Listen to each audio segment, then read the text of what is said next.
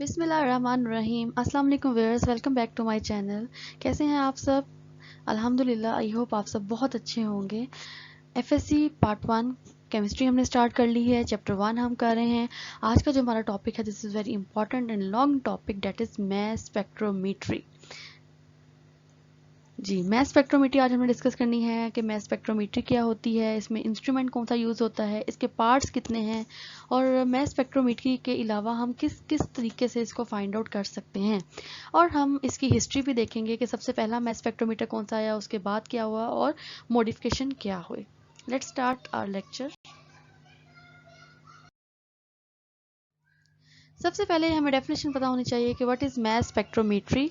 So mass spectrometry basically a technique which is used to measure the relative atomic masses of different isotope. Isotopes को find out करने के लिए जो हम normal technique use करते हैं वो है mass spectrometry. Mass spectrometer is an instrument. Mass spectrometry में रिलेटिव एटॉमिक मैसेज और डिफरेंट आइसोटॉप फाइंड आउट करने के लिए जो इंस्ट्रूमेंट यूज किया जाता है उसको हम कहते हैं मैस स्पेक्ट्रोमीटर। क्लियर होगी दोनों definition? Mass spectrometry is technique and mass spectrometer is an instrument. Next है जी, हमने टाइप्स देखनी है। You can say this is also a history of mass spectrometer. सबसे पहले हमारे पास एक स्पेक्ट्रोमीटर था जिसको हम स्पेक्ट्रोग्राफ बोलते थे on the name of scientist whose name is Aston mass spectrograph. Aston Mass spectrograph was used for identification of isotopes। अब ये सबसे पहला था जो एस्टन ने प्रोड्यूस किया था, उसके साइंटिस्ट के नेम पे ही लगा दिया था साथ। एस्टन वाज अ साइंटिस्ट और एस्टन को नोबेल प्राइज भी मिला था उसकी इस वर्किंग पे, क्योंकि उसने आइसोटॉप्स को आइडेंटिफाई किया था and he got Nobel prize on this activity. Aston के बाद एक साइंटिस्ट आए हुज नेम वाज डेम्स्टर। तो डेम्स्टर के नेम पे ही लगा दिया था जी डेम्स्टर मैस स्पेक्ट्रोमीटर। और डेम्स्टर की क्या थी जी, ये आइडेंटिफाई करते थे डिफरेंट आइसोटॉप्स को और किसके जी सॉलिड स्टेट सैंपल के भी आइसोटॉप्स को ये फाइनलाइज कर सकते थे। अगर मैं एस्टन की बात करूं तो एस्टन में गैशियस सैंपल यूज किया जाता था और डेम्स्टर में सॉलिड स्टेट भी यूज किया जाता था फॉर द आइडेंटिफिकेशन। अब अगर आपको नेम में नजर आ रहा होगा Aston mass spectrograph and Dempster mass spectrometer. Spectrograph और स्पेक्ट्रोमीटर का डिफरेंस पहले देख लेते हैं। स्पेक्ट्रोग्राफ बेसिकली उसमें क्या होता था कि एक शीट लगी होती थी, प्लेट होती थी जिसके ऊपर उसका रिजल्ट फाइनलाइज होता था in the Aston mass spectrograph, जो कि एक पुराना मेथड था, ओल्ड मेथड था और ये गैस के लिए यूज किया जाता था। प्लेट के ऊपर वो क्या होता था, सारी एक्टिविटी शो हो जाती थी कि कौन कौन से आइसोटॉप्स हैं। ऑन द अदर हैंड डेम्स्टर में, जिसको हम स्पेक्ट्रोमीटर कहते हैं, इसमें इलेक्ट्रॉनिकली क्या होते थे जी, रिजल्ट शो होते थे। तो अब हम जो यूज करते हैं वो इलेक्ट्रॉनिकल वे यूज करते हैं as compared to the photographic plate.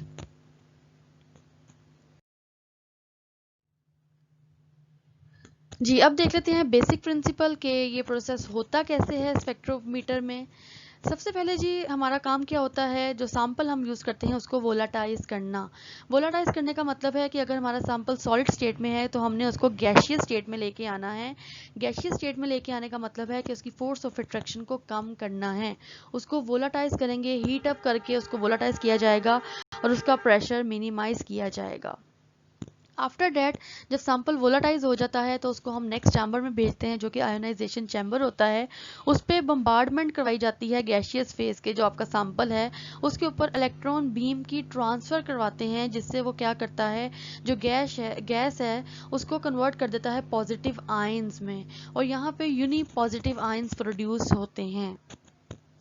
जो यूनिपॉजिटिव आयंस हैं वो फर्दर आगे जाते हैं इलेक्ट्रिकल फील्ड में। इलेक्ट्रिकल फील्ड में क्या किया जाता है, पोटेंशियल डिफरेंस की बेस पे उनको एक्सिलरेट किया जाता है और वो fast moving fast moving ions बन जाते हैं। होते वो पॉजिटिव ही हैं लेकिन उनको एक्सिलरेट किया जाता है due to the electric field, और इलेक्ट्रिक फील्ड के बाद वो मैग्नेटिक फील्ड में जाके डिफ्लेक्ट होके सेपरेट हो जाते हैं।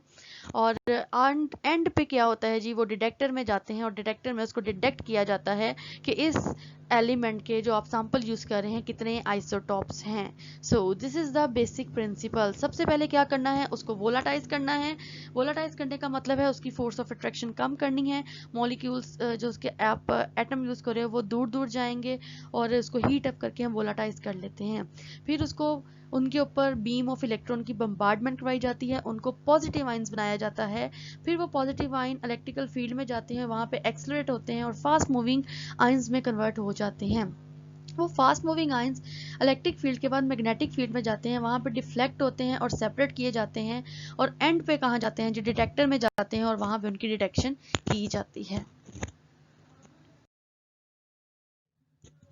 नेक्स्ट है जी पार्ट्स ऑफ मैस स्पेक्ट्रोमीटर। इसमें हम देखेंगे जी डायग्राम में देखें आपको क्लियरली सारे पार्ट्स नजर आ रहे हैं। ये डायग्राम बहुत इंपॉर्टेंट है, आपने बनानी होती है जब भी क्वेश्चन आता है। सबसे पहले देखें जी, ये आपको इनलेट नजर आ रहा है, यहाँ से हमने सैंपल को पास करवाना है स्पेक्ट्रोमीटर के अंदर। जब हम सैंपल को स्पेक्ट्रोमीटर के अंदर भेजते हैं तो यहाँ पे एक हीटर लगा होता है जो क्या करता है, सैंपल को वोलाटाइज करता है और गैस में कन्वर्ट कर देता है। अगर ये गैस में कन्वर्ट हो जाते हैं, थोड़ा सा आगे जाते हैं तो वहां पे वैक्यूम पंप होता है। वैक्यूम पंप का क्या काम होता है, उसके प्रेशर को मिनिमाइज करना। वो उन गैशियस जो बनती है, गैस बन जाती है, वेपराइज हो जाती है, उनके प्रेशर को कम कर देता है। और ये दोनों एक्टिविटीज में होती हैं, वेपराइजेशन चैम्बर में होती हैं। जब ये दोनों एक्टिविटीज होती हैं फिर उनको नेक्स्ट चैम्बर में भेजा जाता है जिसको आयोनाइजेशन चैम्बर कहते हैं। उसमें एक हीटेड फिलामेंट लगा होता है जिससे बीम ऑफ इलेक्ट्रॉन की बम्बार्डमेंट करवाई जाती है इनटू इलेक्ट्रिक फील्ड, और इलेक्ट्रॉन को पॉजिटिव बना के एक्सेलरेट किया जाता है बिटवीन इलेक्ट्रिक फील्ड। वो एक्सेलरेट होते हैं और स्लिट प्लेट्स के जरिए आगे वो चले जाते हैं मैग्नेटिक फील्ड में। मैग्नेटिक फील्ड में क्या होता है, उनकी डिफ्लेक्शन होती है। डिफ्लेक्शन का मतलब है वो एक रे आ रही होती है, उसमें से डिफ्लेक्ट हो जाते हैं जितने भी उनके आइसोटॉप्स होते हैं, और फिर वो डिफ्लेक्टेड आइंस में सेपरेट होकर डिटेक्टर पे जाके हम उसको डिटेक्ट कर सकते हैं। डिटेक्टर के बाद वो जाते हैं एम्पलीफायर पे। एम्पलीफायर का क्या काम होता है, जो भी आइंस बन रहे हैं उनकी इंटेंसिटी को बढ़ाना ताकि उनको अच्छी तरह आइडेंटिफाई किया जा सके। एम्पलीफिकेशन के बाद वो चले जाते हैं जी रिकॉर्डर में, और वहां पे रिजल्ट शो होता है कि कितने आइसोटॉप्स बने हैं इस सैंपल के। So these are the parts of mass spectrometer. जी पार्ट्स को अब हम एक्सप्लेन कर लेते हैं वन बाय वन। पहले तो हमने डायग्राम से देखा। सबसे पहला हमारे पास होता है वेपराइजेशन चैम्बर, जिसमें क्या करते हैं जी, सैंपल को हीट किया जाता है और उसका प्रेशर मिनिमाइज किया जाता है। ये आपको प्रेशर की वैल्यू नजर आ रही है, ये एमसीक्यूज में भी आया हुआ है कि प्रेशर कितना लो किया जाता है। प्रेशर इतनी हद तक लो किया जाता है कि 10 की पावर -7 टू 10 की पावर -6 टॉट तक इसको कम किया जाता है इन वेपराइजेशन चैम्बर। सॉलिड सैंपल होगा तो उसको गैशियस में कन्वर्ट किया जाएगा इनटू वेपराइजेशन चैम्बर। नेक्स्ट है जी आयोनाइजेशन चैम्बर। आयोनाइजेशन चैम्बर में क्या होता है, बीम ऑफ इलेक्ट्रॉन यूज की जाती है, बम्बार्डमेंट करवाई जाती है, और जो गैस होती है वो यूनिपॉजिटिव आयंस बना देती है। थर्ड चैम्बर है जी इलेक्ट्रिकल फील्ड में जाते हैं, जहां पे पोटेंशियल डिफरेंस, मैंने आपको बताया था कि पोटेंशियल डिफरेंस की बेस पे आयंस क्या होते हैं, एक्सेलरेट हो जाते हैं। और पोटेंशियल डिफरेंस की रेंज है, ये एमसीक्यूज में आ जाती है, that is approximately 500 to 2000 volts. ये सारी वर्किंग अलग अलग भी आ जाती है। What is the function of vaporization chamber, what is the function of ionization chamber, what is the effect of electric field into mass spectrometer. तो ये हर पार्ट अलग से शॉर्ट क्वेश्चन बन जाता है और इसमें से एमसीक्यूज भी बन जाते हैं। तो आपने हर चीज करनी है, कोई चीज छोड़नी नहीं है। जी नेक्स्ट हमारे पास पार्ट है part 4, that is magnetic field. Magnetic field में आपको पता है कि आयंस डिफ्लेक्ट होते हैं और सर्कुलर पाथ में मूव करते हैं और सेपरेट होते हैं on the basis of mass to charge ratio. आपको पता है कि यहाँ पे अभी हमने प्रीवियस स्लाइड में पढ़ा कि यूनिपॉजिटिव आयंस बनते हैं। यूनिपॉजिटिव आयंस का मतलब है all the ions possess positive 1 charge. अगर हम यहाँ पे देखते हैं, बात करते हैं नियोन 20 की, अगर हम बात करते हैं तो मैस कितना है इसका 20, चार्ज क्या है इस पे +1। तो अगर हम इसकी मैस टू चार्ज रेशियो निकालें तो वो क्या निकलता है, उसका मैस ही निकलता है। तो हम कह सकते हैं कि जो मैस टू चार्ज रेशियो है वो ऑटोमेटिकली मैस ही है, क्योंकि यूनिपॉजिटिव आयंस बन रहे हैं। यूनिपॉजिटिव का मतलब है नो इफेक्ट, जो मैस है वही हमारे पास वैल्यू आ जाएगी। जी नेक्स्ट फिफ्थ है इज इलेक्ट्रोमीटर। इसका सेकंड नेम आयन कलेक्टर भी होता है, क्योंकि यहाँ पे आयंस कलेक्ट होते हैं। ये भी एमसीक्यूज में आ जाता है कि what is the second name, यहाँ electrometer is also called ion collector. और what is the function of ion collector, या what is the function of electrometer in mass spectrometer. तो ये आपने हर पॉइंट अलग अलग करना है। ये क्या करता है जी, इलेक्ट्रिक करंट प्रोड्यूस करता है। इलेक्ट्रिक करंट कैसे प्रोड्यूस होता है, इलेक्ट्रोमीटर बेसिकली इलेक्ट्रिक करंट को मेजर करने वाली डिवाइस होती है।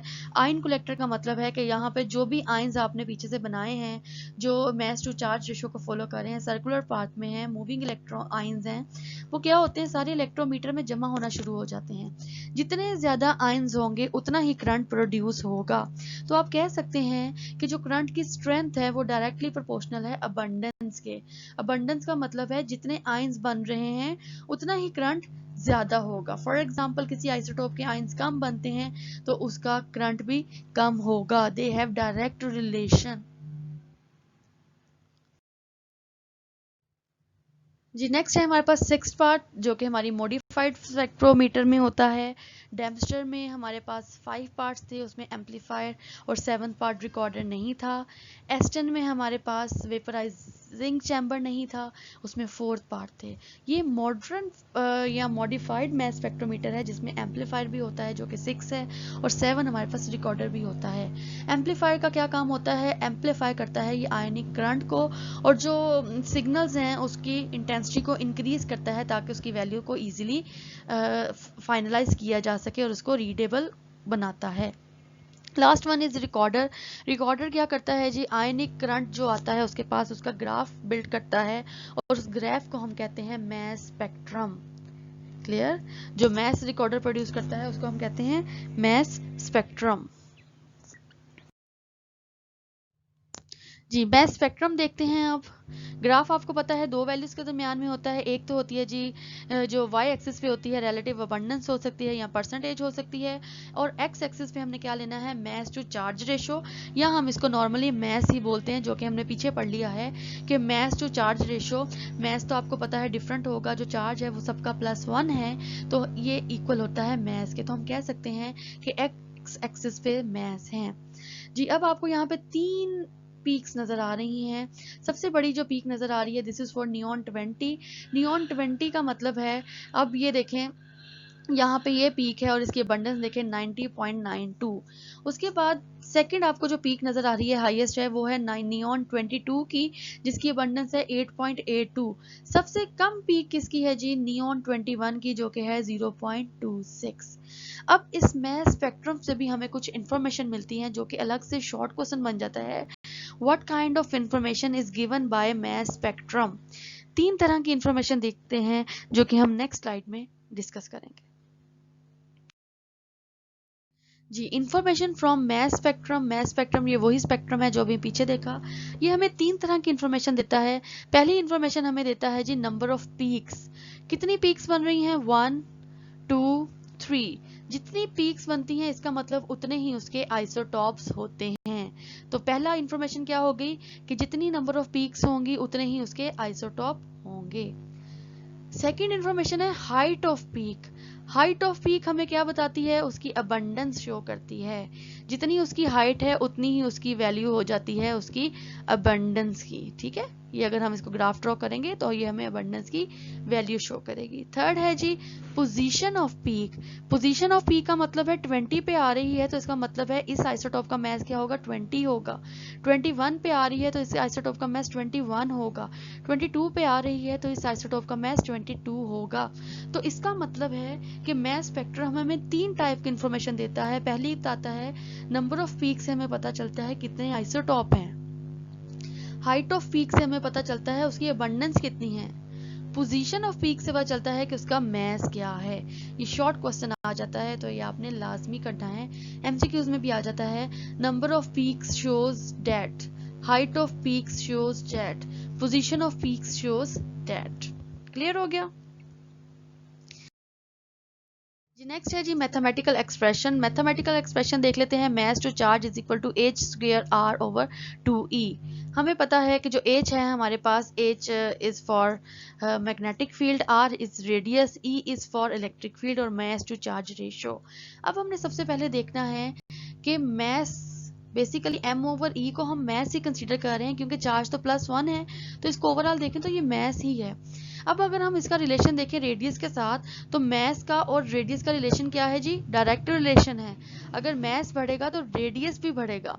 रेडियस और मास बढ़ने से उसकी डिफ्लेक्शन क्या होगी, कम हो जाएगी। हम नॉर्मली कह सकते हैं जो चीज जितनी हैवी है वो उतना ही कम डिस्टेंस कवर करेगी। इन केस अगर हम हल्की चीज लेते हैं, उसको हम थ्रो करते हैं, तो उसका डिस्टेंस ज्यादा होगा एज कंपेयर टू हल्की चीज। फॉर एग्जाम्पल आप 2 बॉल्स लेते हैं, एक बॉल का वेट कम है, हल्की है, और एक आप ले लेते हैं हैवी बॉल। तो आप दोनों बॉल्स को जब थ्रो करेंगे तो ज्यादा दूर कौन सी जाएगी, जो हल्की बॉल है, जिसका वजन कम है, जिसका मास कम है, जिसका रेडियस कम है, वो ज्यादा डिफ्लेक्ट होगी। ऑन द अदर हैंड जो वजनी बॉल है, जिसका मास ज्यादा है, जिसका रेडियस ज्यादा है, वो उतना ही कम डिफ्लेक्ट होगी। तो हम कह सकते हैं कि mass is directly proportional to radius but they are inversely proportional to deflection. ये आप गेंद की एग्जांपल से इसको क्लियर कर सकते हो। सेकंड है जी मास टू चार्ज रेशियो। अगर हम रेडियस के साथ लेते हैं तो वही है जो मास का इफेक्ट है, वही यहाँ पे क्या होगा जी, mass to charge ratio directly proportional है रेडियस के, और इसका डिफ्लेक्शन क्या होगा, कम होगा। क्योंकि मास ज्यादा है, रेडियस ज्यादा है, तो डिफ्लेक्शन कम होगी, डिस्टेंस कम कवर होगा। नेक्स्ट है जी मैग्नेटिक फील्ड। अब मैग्नेटिक फील्ड और रेडियस ये दोनों मल्टीपल ऑफ ईच अदर हैं, यानी कि इनका मल्टीप्लाई का रिलेशनशिप है। अगर जो चीजें मल्टीप्लाई में होती हैं उनका जो रिलेशन होता है वो इनवर्स रिलेशन होता है। ऑन द अदर हैंड मैं इलेक्ट्रिक फील्ड और रेडियस की बात करूं तो ये डिवाइड हो रही हैं। जो चीजें डिवाइड हो रही होती हैं उनका डायरेक्ट रिलेशन होता है। क्लियर? मैं रिपीट कर रही हूँ, जो चीजें मल्टीप्लाई हो रही हैं, लाइक मैग्नेटिक फील्ड और रेडियस क्या है, मल्टीप्लाई हो रहा है। अगर मैं इसको इक्वल के इस साइड पे लेके जाऊंगी तो ये क्या हो जाएगा, 1/h हो जाएगा, ऐसे ही है, या 1/r हो जाएगा। तो इसका मतलब है they have inverse relation. On the other hand मैं अगर r और e की बात करूं, जो कि इलेक्ट्रिक फील्ड है, r रेडियस है, इनका रिलेशन क्या है, डायरेक्ट। कैसे डायरेक्ट है, अगर मैं e को इक्वल के उस साइड पे लेके जाऊं तो ये क्या हो जाएगा जी, डायरेक्ट रिलेशन शो करेगा, ऐसे ही है। तो इनका यही रिलेशन है। मैग्नेटिक फील्ड का रेडियस से क्या रिलेशन है जी, इनवर्स रिलेशन है। रेडियस कम होगा तो डिफ्लेक्शन ज्यादा होगी, जितनी डिफ्लेक्शन ज्यादा होगी इसका मतलब है वो उतना ही ज्यादा डिस्टेंस कवर करेगा। रेडियस कम होने का मतलब है हल्की चीज। इलेक्ट्रिक फील्ड का क्या रिलेशन है, रेडियस से डायरेक्ट। रेडियस ज्यादा होने का मतलब है भारी चीज, जो चीज वजनी होगी, जिसका वेट ज्यादा होगा, उसकी डिफ्लेक्शन कम होगी, वो कम डिस्टेंस कवर करेगी। तो डिफ्लेक्शन क्या है जी, इनवर्सली रिलेशन है। क्लियर हो गया मैथमेटिकल एक्सप्रेशन? आई होप आपको यहां तक क्लियर हो गया होगा इसका एक्सप्रेशन। जी लास्ट है हमारे पास कि हम मैस स्पेक्ट्रोमीटर से तो मैसेस फाइंड आउट करते हैं। शॉर्ट क्वेश्चन आ जाता है कि हमारे पास और कितने मेथड्स हैं जिससे हम मैस को फाइंड आउट कर सकते हैं। तो अदर हमारे पास 6 मेथड्स हैं। देयर आर 6 मेथड्स जिसके जरिए हम mass of atom find out कर सकते हैं। सबसे पहला है जी गैसियस डिफ्यूजन, फिर है डिस्टिलेशन, उसके बाद है इलेक्ट्रोमैग्नेटिक सेपरेशन, और है जी थर्मल डिफ्यूजन, अल्ट्रा सेंट्रीफ्यूज, और है हमारे पास लेजर सेपरेशन। ये हमारे पास 6 मेथड हैं जिनके जरिए हम एटॉमिक मैसेज को फाइंड आउट कर सकते हैं आइसोटॉप्स के, अगर हम मैस स्पेक्ट्रोमीटर यूज नहीं कर रहे तो हम ये 6 मेथड यूज कर सकते हैं।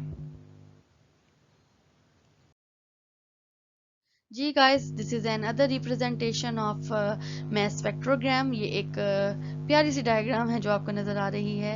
यहाँ से हम सैंपल इनलेट करेंगे, ये हीटर है जो वेपराइज करेगा, ये आयोनाइजेशन चैम्बर है जो उसको यूनिपॉजिटिव बनाएगा और उसको एक्सेलरेट करके भेज देगा इलेक्ट्रिक फील्ड में। इलेक्ट्रिक फील्ड उसको एक्सेलरेट करती है यहीं पे और बाद में भेज देती है मैग्नेटिक फील्ड में, जहाँ पे उसकी डिफ्लेक्शन होती है और सेपरेशन होती है। और उसको कौन आइडेंटिफाई करता है, डिटेक्टर, डिटेक्टर के बाद एम्पलीफायर और एम्पलीफायर के बाद recorder. So guys, this is the end of mass spectrometer. I hope आपको समझ आई होगी। लेक्चर को पूरा देखना है आपने, स्किप नहीं आई होप किया होगा। अगर स्किप नहीं किया होगा तो आपको सारी समझ आई होगी। जी, चैनल लाजमी सब्सक्राइब करें, अगर अभी तक नहीं किया तो लाजमी करें, बेल आइकन ऑन करें ताकि आपको अपने लेटेस्ट लेक्चर्स मिल सकें। अपने फ्रेंड्स के साथ ज़्यादा से ज़्यादा शेयर करें। दुआओं में बहुत याद रखें, दुआएं बहुत काम करती हैं, मुझे बहुत ज़्यादा दुआओं में याद रखें। अपना बहुत ज़्यादा ध्यान रखें। फ़ी अमानिल्लाह, अल्लाह हाफ़िज़।